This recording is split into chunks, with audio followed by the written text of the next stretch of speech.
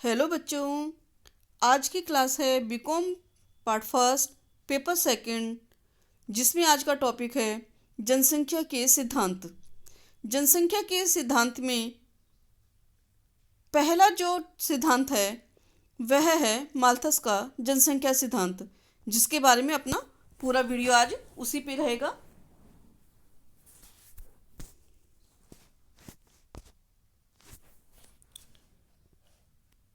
जैसा कि हम जानते हैं, मानव आर्थिक क्रियाओं का आदि और अंत होता है। वह साधन भी है और साध्य भी है। जनसंख्या मानवीय श्रम की उत्पत्ति और पूर्ति का स्रोत होता है। जनसंख्या के सिद्धांतों की अगर हम बात करते हैं तो मुख्य रूप से दो तरह के सिद्धांत हम पढ़ते हैं, जिनके बारे में हमारी रुचि रहती है पढ़ने की, और लगभग परीक्षा के अंदर जनसंख्या के सिद्धांत के बारे में पूछा भी जाता है। जनसंख्या के सिद्धांतों में माल्थस का जनसंख्या सिद्धांत और अनुकूलतम जनसंख्या सिद्धांत, इनकी विशेष रूप से चर्चा होती है। माल्थस का जनसंख्या सिद्धांत। टॉमस रॉबर्ट माल्थस इंग्लैंड की एक धार्मिक पादरी थे, जिन्होंने अपनी पुस्तक an essay on the principle of population में जनसंख्या के सिद्धांत का प्रतिपादन किया था। इसलिए इस सिद्धांत को उन्हीं के नाम पर माल्थस का जनसंख्या सिद्धांत कहा जाता है। माल्थस से पूर्व अधिक जनसंख्या प्राय लाभकारी मानी जाती थी। लोग अधिक जनसंख्या से भयभीत नहीं होते थे। उनका विश्वास था कि जनसंख्या सदैव जीवन निर्वाह के प्राप्त साधनों द्वारा सीमित रहती है। परंतु माल्थस ने प्राचीन आशावादी दृष्टिकोण के स्थान पर एक नया निराशावादी दृष्टिकोण प्रस्तुत किया। जनसंख्या समस्या के एक सिद्धांत के रूप में प्रस्तुत करने का श्रेय माल्थस को ही जाता है। उसने इंग्लैंड में बढ़ती हुई जनसंख्या से उत्पन्न भूखमरी, बेकारी या अकाल की स्थिति से प्रभावित होकर बढ़ती हुई जनसंख्या से संसार को अंधकारमय भविष्य की और जाने की कल्पना की, और जनसंख्या के अपने अनुभव व निरीक्षण के आधार पर जो विचार और निष्कर्ष निकाले, वह माल्थस का जनसंख्या सिद्धांत के रूप में जाने जाते हैं। माल्थस के जनसंख्या सिद्धांत की प्रमुख विशेषताएं। खाद्यान्न व जनसंख्या में संबंध। माल्थस ने अपने सिद्धांत को खाद्यान्न से संबंधित किया। उसके अनुसार खाद्यान्न की अपेक्षा जनसंख्या में वृद्धि अधिक तीव्र गति से होती है।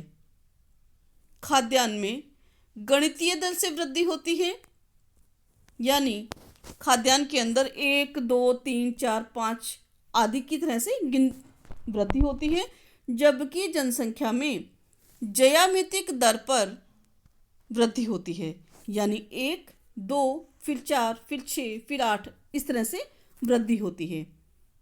खाद्यान्न गणितीय दर से बढ़ते हैं और जनसंख्या ज्यामितिक तरीके से बढ़ती है।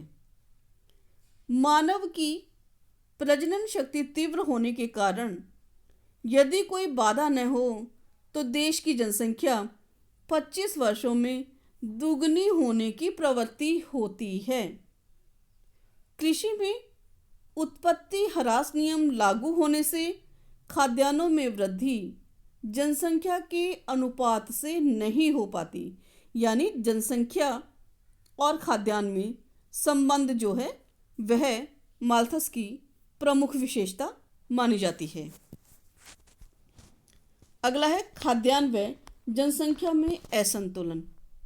चूंकि हमने देखा कि खाद्यान्न जो है वो गणितीय दर से बढ़ता है और जनसंख्या में वृद्धि ज्यामितिक दर से होती है, तो ऐसी स्थिति में जनसंख्या में बहुत ही तीव्र गति से वृद्धि होने और खाद्यान्न में उत्पादन की वृद्धि अपेक्षाकृत धीमी गति से होने से जनसंख्या और खाद्यान्न में असंतुलन की स्थिति उत्पन्न हो जाती है।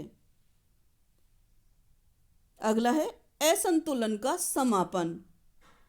असंतुलन समापन के लिए तथा दोनों में असंतुलन स्थापना के लिए दो प्रकार से प्रतिबंध होने चाहिए। एक तो प्राकृतिक या नैसर्गिक प्रतिबंध और दूसरा है निवारक प्रतिबंध।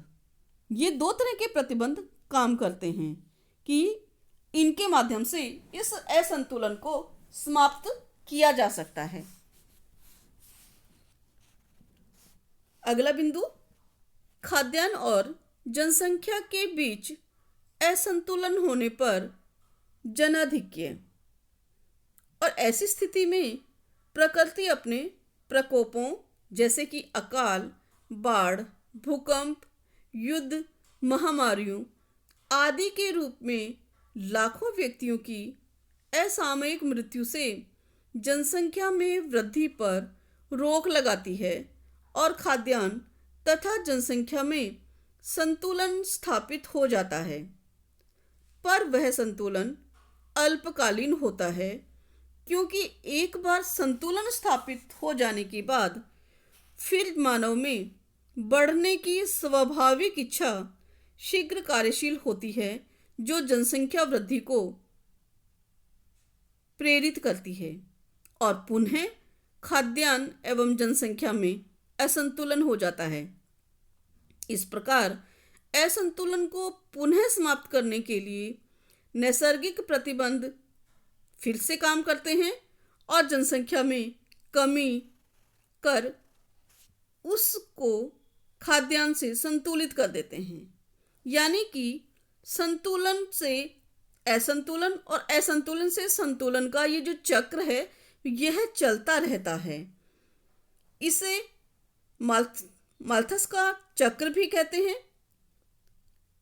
और यह क्रमशः चलते रहने के कारण माल्थस के सिद्धांत की प्रमुख विशेषता के रूप में भी जाना जाता है। प्राकृतिक प्रकोपों तथा नैसर्गिक प्रतिबंधों से बचने के लिए माल्थस ने निवारक प्रतिबंधों को अपनाने का सुझाव भी दिया है, जिसके अंतर्गत जनसंख्या को नियंत्रण करने के लिए अनेक सुझाव दिए हैं। और उन सुझावों को अगर हम काम में लेते हैं तो माल्थस का यह मानना है कि इससे भी जनसंख्या पर नियंत्रण हो सकता है और उससे खाद्यान्न और जनसंख्या में संतुलन की स्थिति हो जाती है। अगली विशेषता इसकी, माल्थस जनसंख्या में प्रत्येक वृद्धि को निराशा की दृष्टि से देखते हैं। जनसंख्या पर पूर्णतः निवारक प्रतिबंधों को अधिक महत्व देते हैं। यानी माल्थस ये मानते हैं कि जनसंख्या में जो भी वृद्धि हो रही है वह निराशाजनक वृद्धि है। माल्थस के इस सिद्धांत में हम ये देखते हैं कि माल्थस एक धार्मिक पादरी था, अतः वह कृत्रिम जो हमारे प्रतिबंध हैं उनका विशेष समर्थन नहीं करता था और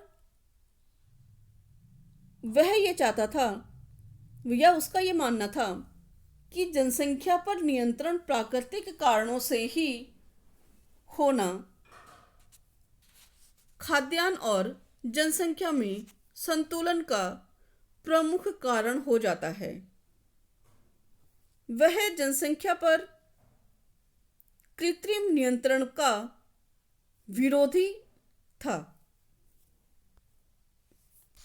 माल्थस के जनसंख्या सिद्धांत की मान्यताएं। माल्थस का सिद्धांत कुछ मान्यताओं के आधार पर काम करता है, जिसमें प्रमुख मान्यताएं इस प्रकार हैं। मानव की संतान उत्पत्ति शक्ति सामान्यतः स्थिर रहती है। देश में सभ्यता का विकास, विज्ञान की प्रगति, इससे मानव की जनसंख्या वृद्धि को प्रभावित नहीं माना गया है। जनसंख्या और जीवन स्तर में प्रत्यक्ष धनात्मक संबंध होता है। जीवन स्तर में वृद्धि से जनसंख्या में वृद्धि और जीवन स्तर में कमी से जनसंख्या में कमी होती है, ऐसा माल्थस का मानना है। कृषि में उत्पत्ति ह्रास नियम लागू होता है और इसी के कारण खाद्यान्न की पूर्ति अपेक्षाकृत धीमी गति से होती है। मानव में संतान उत्पत्ति की शक्ति अपार और तीव्रगामी होती है और अगर मार्ग में कोई रुकावट न हो तो जनसंख्या खाद्यान्न की मात्रा की तुलना में बहुत ही तीव्र गति से बढ़ जाती है।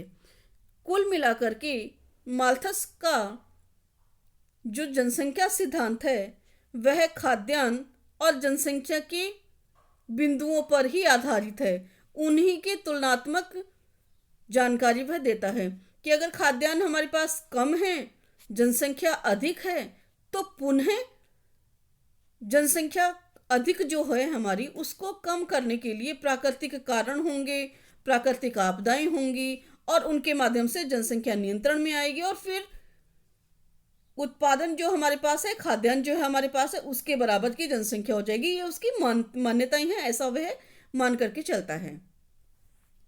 तो आज का जो वीडियो हमारा था उसके अंदर हमने माल्थस का जनसंख्या सिद्धांत और उसकी प्रमुख विशेषताएं और माल्थस के जनसंख्या सिद्धांत की मान्यताओं के बारे में जानकारी ली है।